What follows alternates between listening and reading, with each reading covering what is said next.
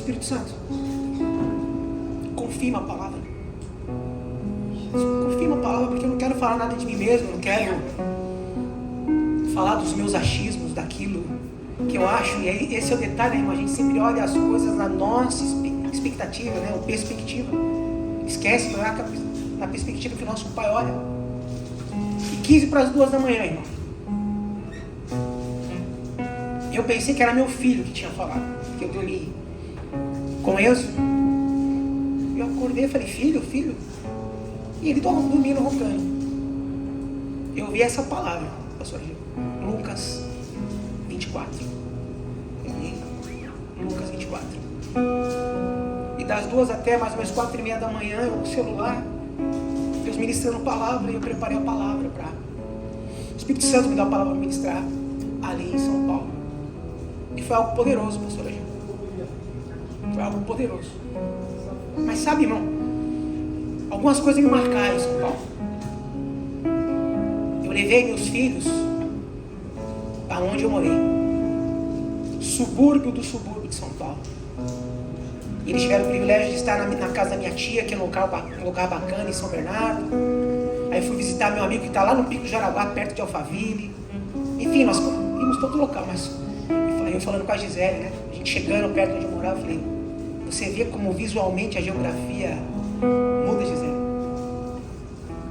E a gente chegando no campo do Corinthians, um pouquinho antes, eu vi os meus filhos fofocando atrás do carro. Eu falei, que foi, gente? Aí o Emanuel falou assim, pai, Deus realmente foi muito bom com o senhor, hein? Eu falei, foi, filho. E é. E será. E lá na casa do Maurício, meu amigo, que não via há anos, cresceu comigo, irmão. Maurício é um daqueles rapazes que... Eu era na igreja tradicional, imagina. Tradicional, que se passasse um mosquito, alguém repreendia lá. E nós oramos para que o avivamento chegasse na igreja que eu pertencia, na galera que a gente andava. E sabe, Ana, minha irmã está ali atrás, o Maurício, ele falou uma coisa para mim, Angel, que a gente acaba não percebendo às vezes. Foi inevitável falar da nossa adolescência, do que a gente fez. E o Maurício começou a chorar e falou assim, sabe, Tim, o que mais me impactou quando a gente conviveu? Eu falei, fala, cara. É que não importava a hora, não importava o dia. Se alguém chegasse na sua casa, sempre era bem recebido e sempre tinha a mesa posta. Não era nada especial, Ju. Não precisava se preparar, não precisava... E sempre foi assim. E ele lembrou de palavras que meu pai falava que eu não lembrava, mano. Você lembra disso? Você lembra daquilo? E ele falou uma coisa que me chama muita atenção. Ele é líder de teatro na igreja dele, era da Igreja Batista de Alphaville, uma igreja com mais de 2.000 pessoas. E lá tem um pastor do teatro, pastor de artes, e ele é um dos líderes. Ele falou, Tim, eu sou responsável por um pequeno grupo de 41 pessoas. Na última reunião tinha 41 pessoas. E eu peguei uma folhinha e dei 5 minutos para eles. 5 minutos. 5 minutos, gente. Eu quero que você anote no papel 10 nomes de pessoas que, se der alguma treta na tua vida, você vai ligar. Quem estiver próximo em algumas horas vai estar aqui. Quem estiver longe vai pegar um carro, um avião, vai fazer qualquer coisa mais para estar ali. Eu fiquei espantado quando ele falou, Tim, das 41 pessoas, apenas uma pessoa colocou o nome de 3 pessoas. Colocou o nome de 3 pessoas. Restante uma, restante 2. E sabe, irmão, me deu saudade, sabia, Ju? Porque eu sei, mano, que muita da galera que tá aqui, se eu der um grito, não tem dia, não tem hora, não tem clima que vai pedir de me auxiliar. É por isso que eu te liguei, pastor. Eu falei, cara, essa porção que Deus tem nos dado aqui não pode ficar aqui. Não pode ficar aqui. Só que é necessário, irmãos, que nós, como homens e mulheres de Deus, venhamos a nos posicionar. E é interessante quando eu fiquei hospedado na casa da minha tia, e a minha tia, ela é católica carismática. Eu cheguei lá na quinta-feira, mano, 10 horas da noite. Meu tio foi dormir, Gisele foi dormir, meus filhos foram dormir. Nós fomos dormir 15 para as 4 da manhã, pastora Gisele. Falando do Senhor, chorando, ajoelhando, cantando canções, eu mostrando canções tuas, ela mostrando as canções do tal de Frei Gilson. As canções lindas, ministrações lindas. Eu falei, cara, tia, a senhora é crente. E, irmão, nós precisamos saber que essa canção, esse refrão, mais, que você viu postado lá na igreja que a pastora pregou, lá na igreja da família, impactou pessoas lá, velho. Sabe por quê, irmão? Porque tem níveis de amor em Deus que nós não experimentamos e que nós precisamos experimentar. Eu vi um testemunho ontem, irmão, de um senhor que morreu aos 93 anos. E dos 93 anos que ele viveu, gente, 26 anos foi na cadeia. Porque o país que ele está não é permitido adorar a Deus. E quando ele foi para a cadeia, ele tinha um filho de 6 anos. O filho dele cresceu 20 anos depois. Teve lá uma parada que ele foi chamado e foi dito, olha, se você negar Jesus, nós vamos te soltar. São 20 anos que já está na cadeia. E aquele homem não negou. E depois ele cumpriu mais 6 anos e morreu nesse período. Mas com 6 meses, para puni-lo, foi aberto um buraco, como se fosse colocar um caixão. E ele ficou ali 6 meses ajoelhado. 6 meses ajoelhado. E o filho dele, já homem, foi lá visitá-lo. E falou para o próprio pai, pai, Deus vai te perdoar. Mas por favor, pai, nega o seu Deus. É muito sofrimento. Ele estava no escuro, gente, 6 meses sem tomar luz do sol.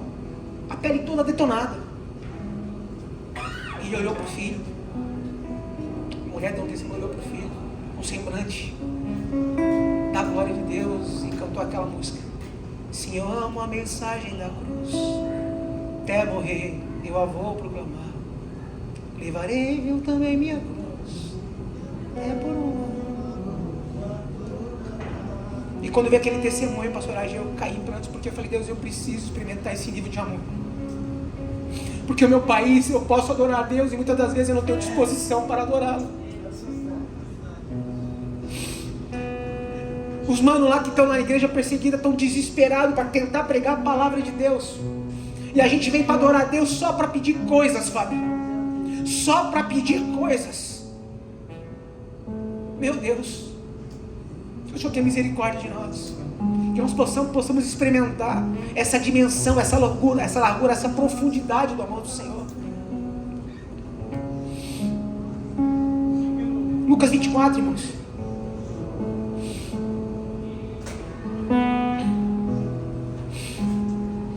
Versículo 13 vai dizer assim: naquele mesmo dia, 2 dos seguidores de Jesus estavam indo para um povoado chamado Emaús, que fica a mais ou menos 10 quilômetros de Jerusalém. Eles estavam conversando a respeito de tudo que havia acontecido. E geralmente nós somos assim, né, irmão? Nós sempre conversamos sobre aquilo que aconteceu. Sabe, Luciano, quantas vezes aqui em Itajaí eu me lembrava lá da igreja lá. Meu Deus, lá era assim. Aconteceu isso. Você lembra daquela época que era milagres, prodígios e maravilhas? Lembra, Jean? Era forte, né? Eles estavam comentando do que tinha acontecido. Versículo 15. Enquanto conversavam e discutiam, o próprio Jesus chegou perto e começou a caminhar com eles. Irmão, não foi qualquer pessoa. O próprio Jesus chegou perto deles e começou a caminhar com eles. Quanto de nós, irmãos, estamos vivendo o dia todo, ou todo dia, caminhando Jesus está do nosso lado. E nós não conseguimos identificar que é Jesus. E Fábio, eu não estou falando de homens que não conhecem a palavra de Deus. A Bíblia fala que eles eram discípulos. Eles não eram aqueles manos da multidão, sabe? Que ia lá só para os milagres. Não. Eles eram discípulos. Já tinham um tempo de caminhada. Já tinham um tempo de intimidade. Mas eles não reconheceram Jesus. Mas sabe por que eles não reconheceram, irmão? Porque eles estavam falando daquilo que havia acontecido. É por isso que é difícil. Cada um tem uma história, cada um tem uma vivência aqui. Mas nós vivemos de passado, gente. Nós falamos que, mas era tão bom assim. Lembra aquele emprego? Lembra aquela situação? Lembra aquilo? Eles estavam falando do passado. Irmão, enquanto você viver no passado, infelizmente você não vai identificar no presente o Jesus que está caminhando com você pelo caminho. Não vai, gente. Não vai, Marcos.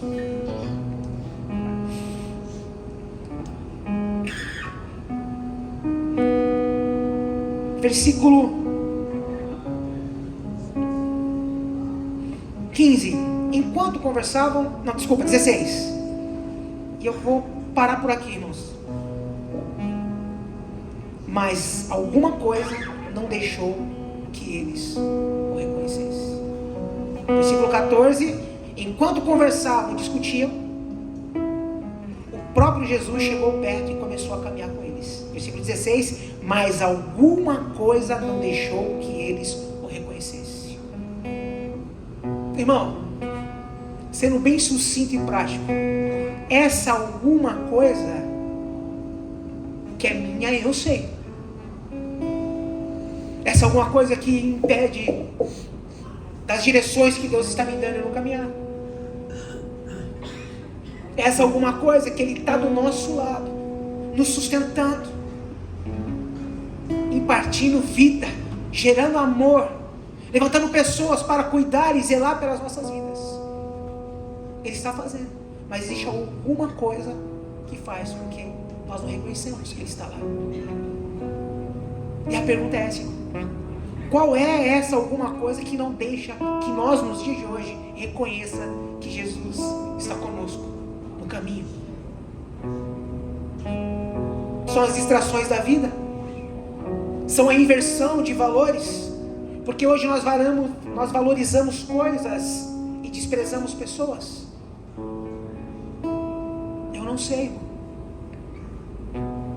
Mas no decorrer do texto, no versículo 17, Jesus perguntou: o que é que vocês estão conversando pelo caminho? Sabe, querido, tem momento na vida que não é de conversar. Não é de conversar, gente. Sabe aquele meme que fala do Tite há anos atrás? Fala muito, fala muito. Nós falamos muito, fazemos pouco, pastor Alexandre. Sabe o que foi dito pelos fariseus? O que eles falam você pode até valorizar, mas a vida deles. Só que nos dias de hoje, irmão, o que tem que falar é a sua vida. São muito mais que palavras, irmãos. O que vai trazer impacto para essa geração não são os discursos solenes, que isso aí Deus já está farto.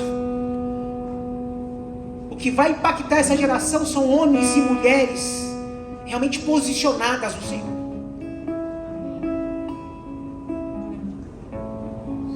É homens de negócios que no meu caso, não, cara, eu não vou fazer isso aqui. Por quê? Porque Deus me deu a direção que não. Cara, mas vai gerar um lucro. Eu falei, mas aí que é a decisão do homem de Deus se manifestar. Igreja, chega de nós andarmos e nos movimentarmos pelo caminho por necessidade, gente. Eu escutei uma frase hoje, lá do Gilmar, quando eu fui na barbearia, que é verdade. Você pregar a palavra de Deus e você manifestar Deus para quem está em necessidade,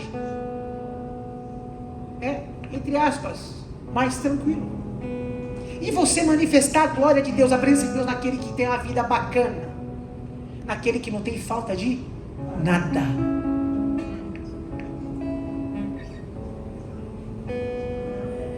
Porque nós mencionamos lá Salmos 23, o Senhor é meu pastor, de nada eu tenho falta. Mas vamos ser sinceros, irmão. É discurso solene, né, Gil? Porque o que tem nos faltado, irmão? Na real, sendo bem direto, por que você veio aqui hoje? Por quê? Ou pra quê? Não, vou lá porque eu sei que vai ter uma direção, vai ter um momento do culto que vai ter a parte do Shebas e Deus vai trazer uma... Ou você veio para cá para adorar o Rei dos Reis, o Senhor dos Senhores, aquele que é digno de toda honra, de toda glória, de toda adoração. Em nome de Jesus, que toda essa expectativa criada para o homem cair por terra nessa noite, pastora gente.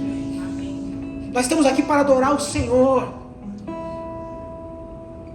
Chega, irmão, da gente achar que o meio de comunicação com Deus é a oração, é cheio de pedidos. A oração é a forma que nós nos encontramos com Deus. Teve um momento na viagem que a Gisele cochilou, todas as crianças já estavam babando de dormir, a pastora cochilou e eu vim falando com Deus. Eu vim falando com Deus. Sabe por quê, irmão? Porque teve momentos na minha vida que eu não tive opção do que comer, do que vestir. Eu não tive opção. Mas Deus me deu a oportunidade de ter opção, sabia, irmão? E tem muitas vezes que a gente vira babacas, perdão da palavra, mas é babacas, bobos. Porque Deus acrescentou algo na nossa vida.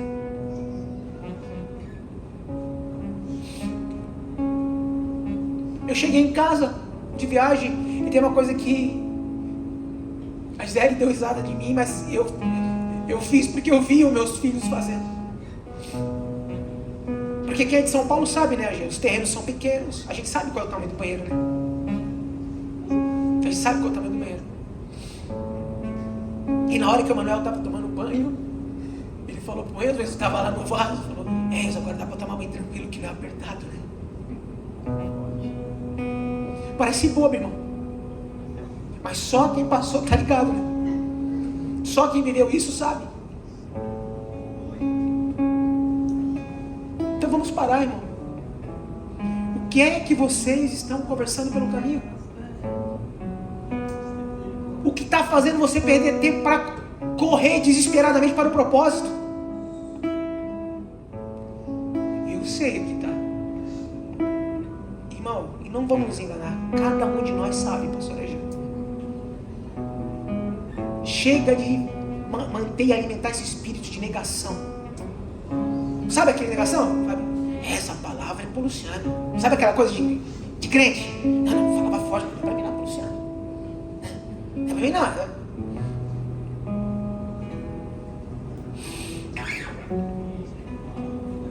Continuando. Eles pararam com um jeito triste e um deles, chamado Cleopas, disse: será que você é o único morador de Jerusalém que não sabe o que aconteceu lá nesses últimos dias? Primeiro, no início do capítulo, versículo 13, eles estavam discutindo sobre o que havia acontecido.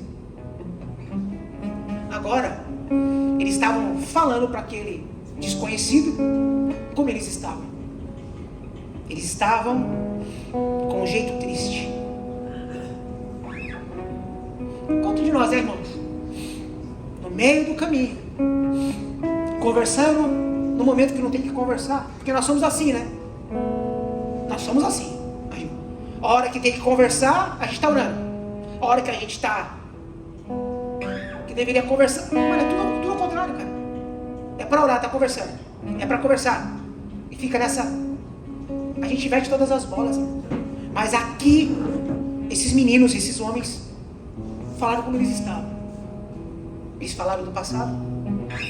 Estavam discutindo sobre a concorrência. E agora eles estão falando como eles estavam no presente. Irmão, você está no ambiente exato. Mas seja sincero diante do Senhor. O Senhor está perguntando para cada um de nós: como que nós estamos hoje? Não é vergonha, irmão. Você está na casa do seu pai. A pastora Gil pediu para tirar um teto. Eu comecei a chorar, eu falei, Deus, você sabe quanto eu te amo. Mas tem esse nível de amor que eu quero experimentar, Deus. Tem mais. Tem mais, Chico. Mas eu falei, pai, eu tô cansado, pai. Ali. Só sabe quanto eu te amo, mas eu tô cansado. Eu tô cansado. De todo dia, o dia todo, o Senhor está ministrando as mesmas coisas para mim. E muitas das vezes a gente tem dificuldade de fluir naquilo que Deus falou, Luciano. Porque alguma coisa tem feito que a gente não reconheça que é Jesus. Nós vamos abrir aqui. Se essa palavra, se essa direção de Jesus é algo que é positivo, que vai acrescentar, entende? É Deus. Então eu vou desesperadamente.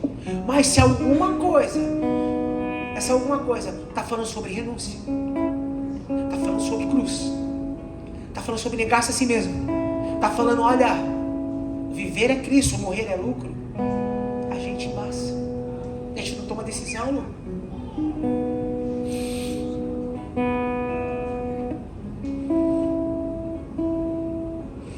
Será que você é o único morador de Jerusalém que não sabe o que aconteceu nesses últimos dias? E Jesus, dando corda. E o que foi? Perguntou ele. Eles responderam, o que aconteceu com Jesus de Nazaré. Esse homem era profeta, e para Deus e para todo o povo ele era poderoso em atos. E aqui eles começam a falar qual era alguma coisa deles. Sabe por quê, pastor Agil? Sabe por que nós não reconhecemos Jesus no meio do caminho?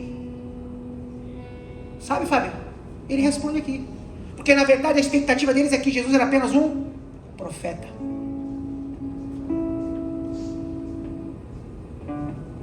Jesus era aquele que tinha palavras poderosas. Era aquele cara que ia manifestar algo e ia dar direção. Era essa expectativa ou perspectiva que aqueles homens tinham sobre Jesus. E sabe, irmãos, quando eu me debrucei na madrugada fora, eu falei, Deus, quem o Senhor é para mim? Será que eu vejo Jesus só daquele provedor? Aquele cara que eu tenho que vir quinta-feira para resolver meus problemas financeiros aqui? É o solucionador de problemas, sabe? Eu vou lá na igreja adorar a Deus porque Ele vai solucionar os meus problemas. Porque quando fala de profeta é isso. O profeta é aquele que aponta o caminho, aquele que dá a direção correta. É um dos atributos de Deus, sim. Mas não é como nós, homens e mulheres de Deus, devemos reconhecer o nosso Jesus. Não é, Luciano. Não é. Versículo 20. Os chefes dos sacerdotes e os nossos líderes o entregaram para ser condenado à morte ou crucificado. E a nossa esperança era que fosse ele quem iria libertar o povo de Israel. Porém já faz 3 dias que tudo isso aconteceu. Algumas mulheres do nosso grupo nos deixaram espantados, pois foram de madrugada ao túmulo e não encontraram o corpo dele. Voltaram dizendo que viram anjos e que afirmaram que ele estava vivo. Alguns do nosso grupo foram ao túmulo e viram que realmente aconteceu o que as mulheres disseram, mas não viram Jesus. Então Jesus lhe disse, como vocês demoram a entender e a crer em tudo o que os profetas disseram. E aqui eu vou me ater mais um pouquinho, irmãos. Por que nós demoramos a entender, pastor Gil? Quantas palavras que foram ministradas aqui, dando direção para cada um de nós, em todas as áreas de nossa vida, todas.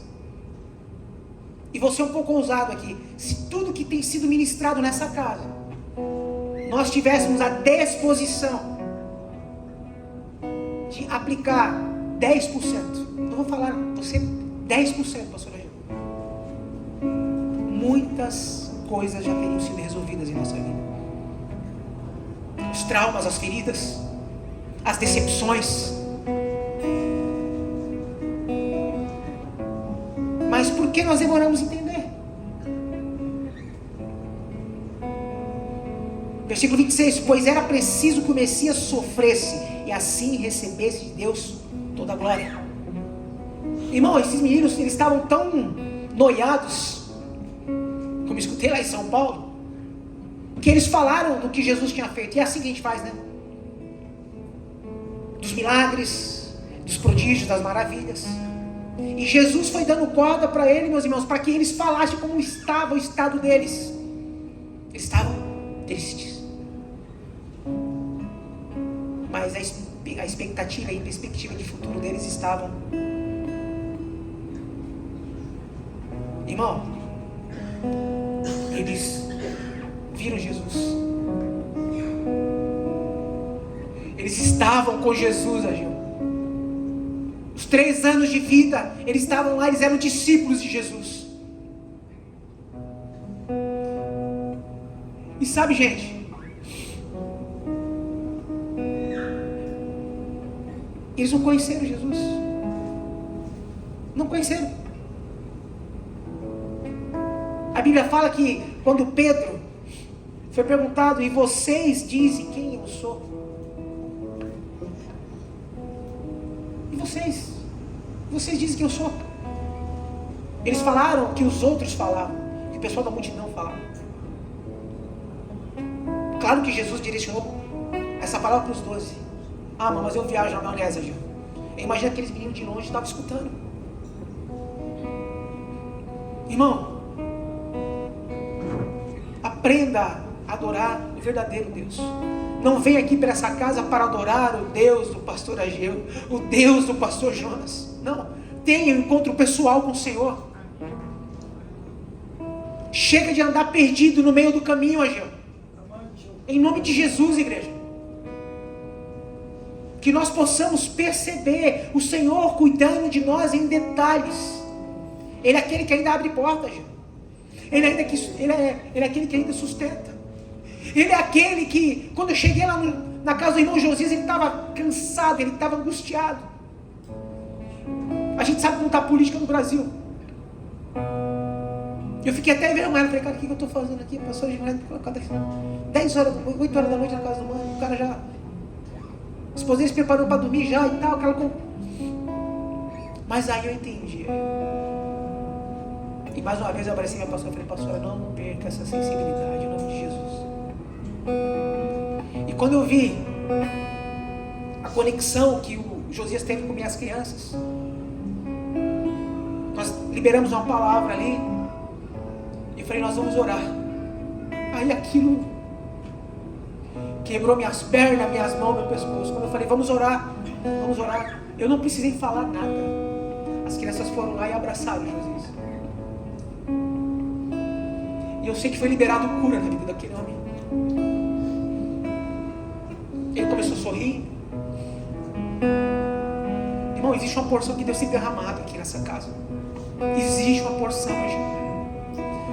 Em nome de Jesus, não ande mais não percebendo que o Senhor está com você, querido. No nome de Jesus. Que essa alguma coisa que impede você ver que Jesus está ao teu lado, caia por terra nessa noite, em nome de Jesus.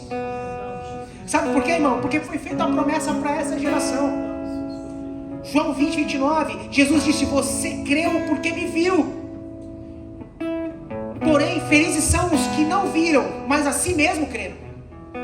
Essa é a promessa para mim e para você, querido. Aqueles discípulos viram Jesus, caminharam com Jesus, viram os prodígios e maravilhas de Jesus, as palavras poderosas liberadas, mas eles não perceberam que Jesus estava, porque eles estavam tristes.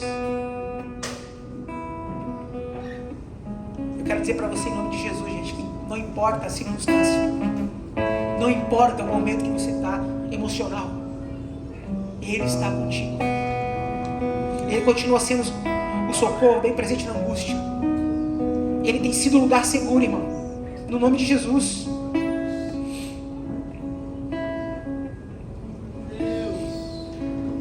Versículo 28, quando chegaram perto do povoado para onde iam, Jesus fez fez como que ia para longe, mas eles insistiram com ele para que ficasse, dizendo: fique conosco, porque já é tarde e a noite vem chegando. Essa é a minha oração, Senhor. Essa noite, Senhor, fica conosco. A noite vem chegando, está ficando tarde.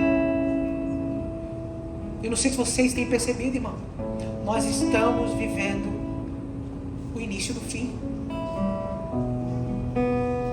Os dias são difíceis, o livro de Timóteo vai dizer isso.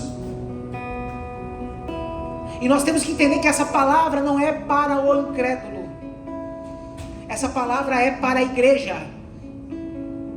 Nós temos que parar, irmão, de achar que quando Timóteo vai dizer que os dias são difíceis, os homens são amantes de si mesmos, são orgulhosos, são prepotentes, tem mais prazer nas coisas do que em Deus. É para a igreja, é para mim e para você, José, é para nós.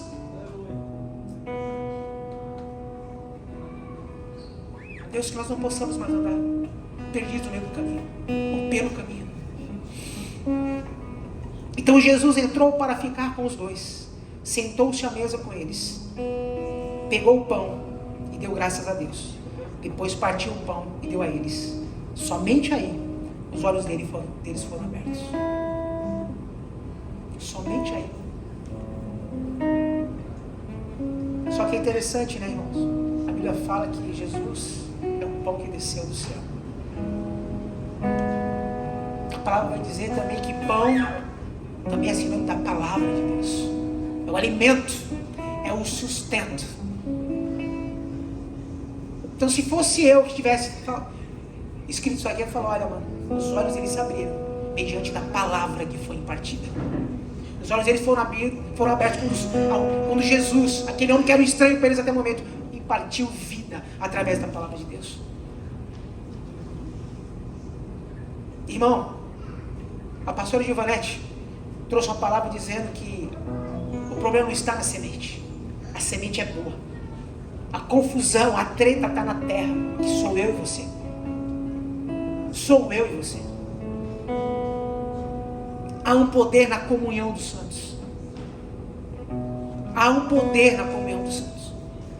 Mas o problema é que nós estamos insistindo em vir à casa de Deus, achando que aqui é um guichê de pedir. É por isso que o Espírito Santo, você pode ver que a cada quinta-feira tem, irmãos, tem mais, irmãos.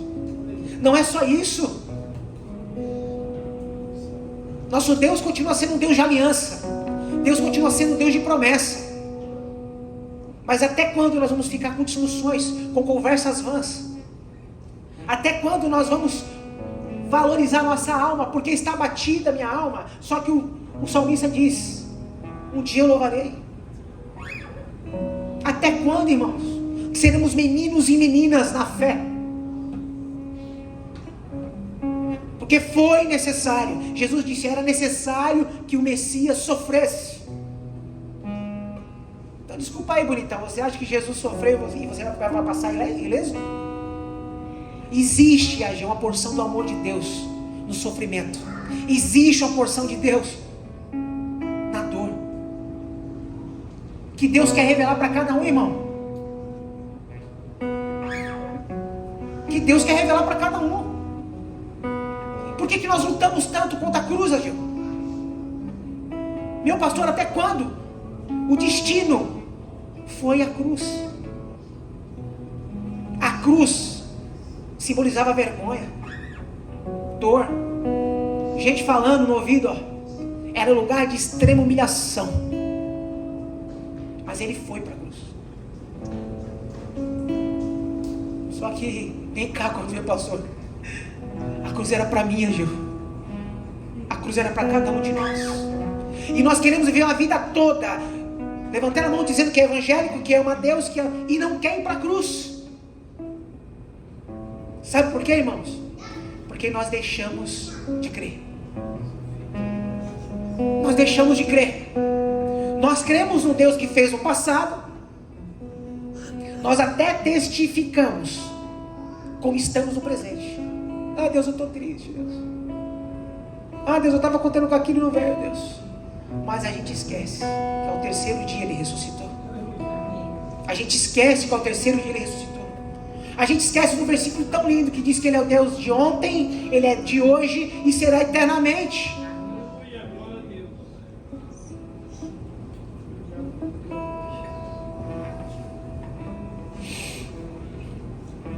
Aí os olhos deles foram abertos e eles reconheceram Jesus. Mas então ele desapareceu. Mas então ele desapareceu.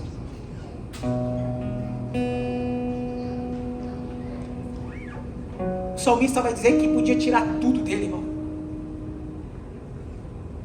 O rei Davi, ele era rei, irmão. Manja, ele era rei. Ele não era o top 10, ele era o top 100, mano. Top 1000. Israel era a partir dele, como governo. Mas ele disse: Senhor, não retire de mim o teu Espírito Santo. Eu fui pesquisar sobre isso. E alguns historiadores dizem que ele falou: Senhor, tira tudo. Leva o reinado. Mas por favor, não retire de mim o teu Espírito Santo.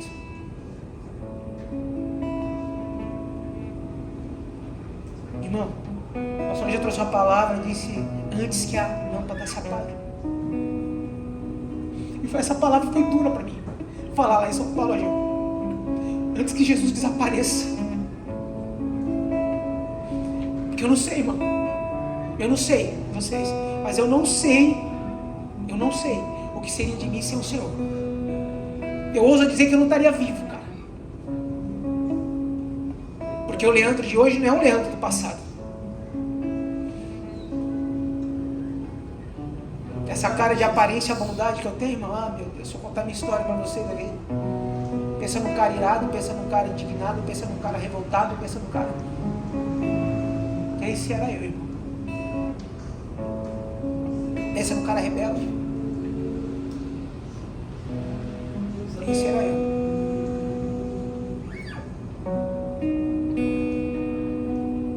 Mas ele me encontrou.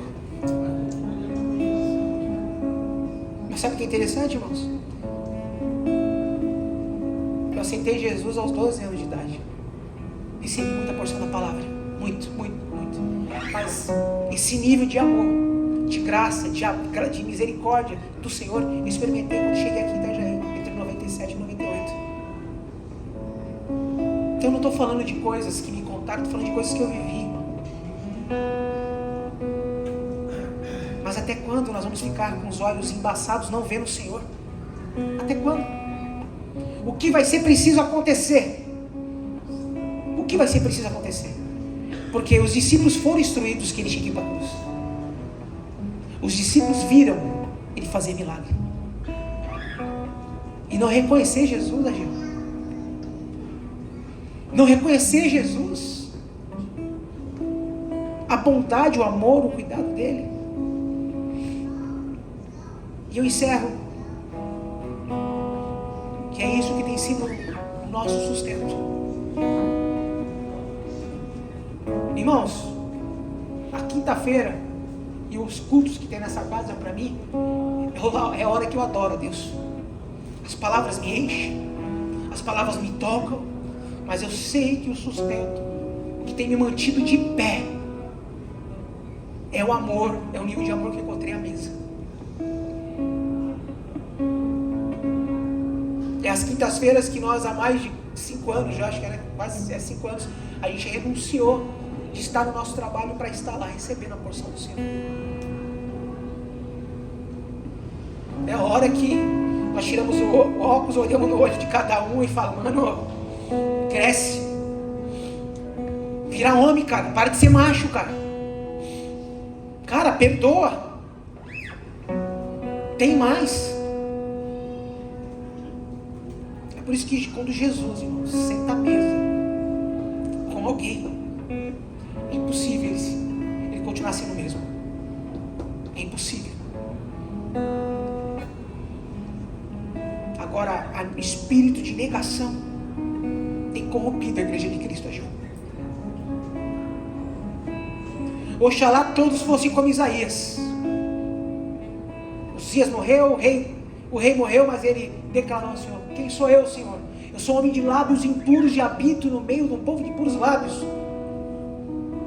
Eu já disse aqui isso várias vezes, irmão. Nós estamos vivendo no país mais ansioso do mundo. Mas você quer me enganar, inocente, dizendo que você não é ansioso? Eu estava falando com um rapaz de um banco hoje, ontem. E ele falou: cara, o diretor do banco. Eu falei: cara, eu não sou nenhum expert de economia. Só que, vê se você concorda comigo. De 1994 para cá, quando entrou o Plano Real, os mais velhinhos vão entender, foi gerada uma falsa sensação para nós que nos segue até hoje. Antes de 94, vou trazer um diagnóstico que eu via lá na minha terra. Era visível pela vestimenta, era visível pelo carro. Trabalhador pobre era trabalhador pobre. Carro, Fusca, Brasília, variante.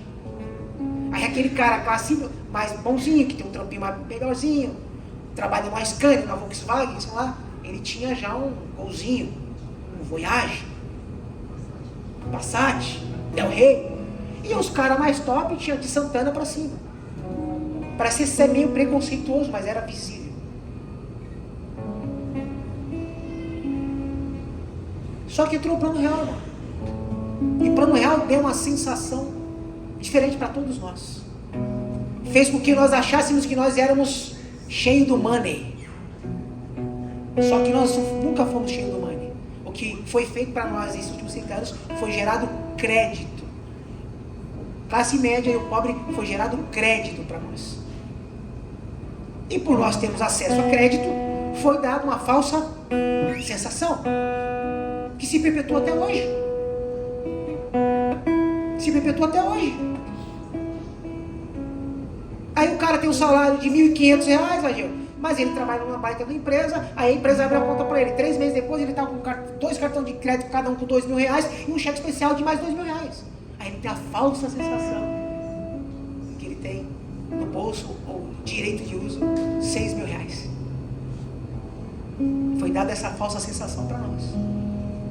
Agora, como diz minha pastora, vai lá e vem cá.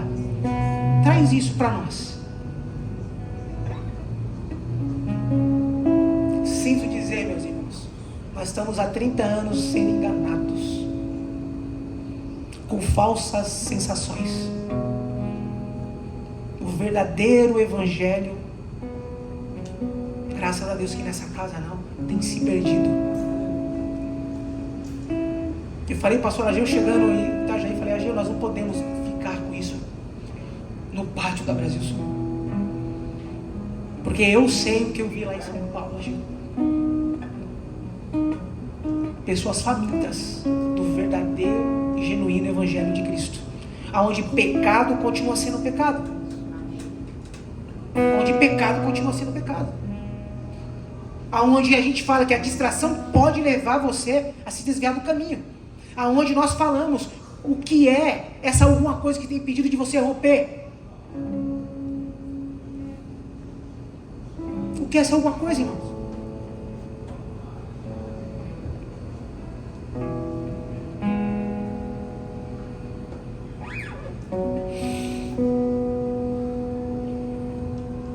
O Filho do Homem precisa ser entregue aos pecadores, precisa ser crucificado e precisa ressuscitar no 3º dia. Felizes são os que não viram e creram. E vocês? Quem vocês dizem que eu sou? E eu encerro aqui, pastor Ageu, com essa pergunta. E vocês?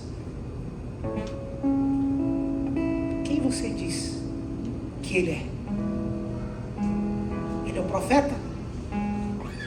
Ele é apenas aquele que você vem buscar para te dar recursos?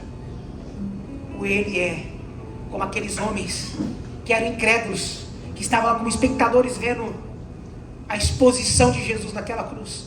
Quando teve aqueles últimos suspiros de Jesus, aquele povo incrédulo disse: verdadeiramente, esse era o Filho de Deus.